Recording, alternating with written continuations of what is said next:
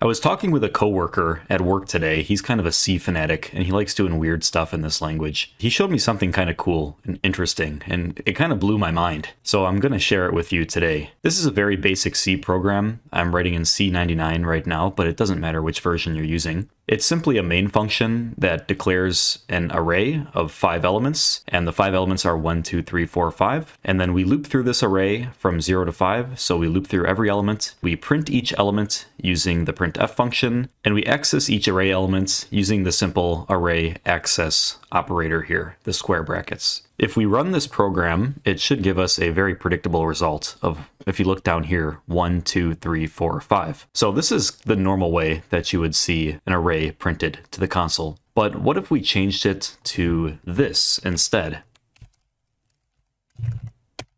What does that even mean? It's a little bit weird, isn't it? Because now we're saying, from a semantic perspective, the array itself is the variable I, which is just it's just an integer. And then we're accessing the array inside of that. So does that mean we are treating I as an array and then the address of the array as the elements we want to access? Or what does that mean? So do you think that this should crash, or what should happen? Maybe a runtime error? If we go ahead and play this program, it actually prints out 1, 2, 3, 4, 5 again. Very strange. Why does this happen? If we look at the C99 spec online, we can see this paragraph here about postfix operators. The definition of the subscript operator is that E1 of E2 is identical to this expression here. And this is the key point. So I added both versions of this to the code, and you can see the only difference is where the I and the ARR are in these expressions. Because of the way that this is unraveled by the compiler, it doesn't actually change anything.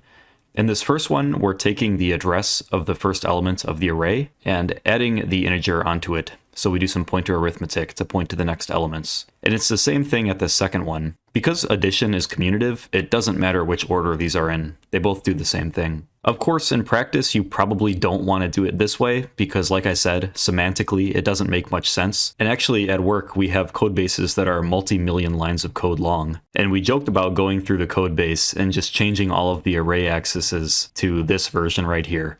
It would be really confusing for everybody because semantically, it makes no sense. So you probably want to do it this way instead. And that's all for this video. Thank you for watching.